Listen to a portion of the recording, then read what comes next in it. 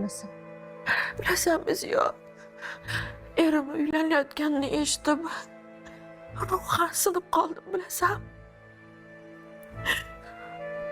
Endi o'zimga kelaolmasam kerak.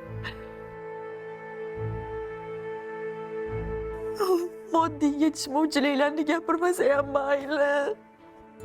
Ziyoda, bolam har kuni dadam deb gap boshlaydi.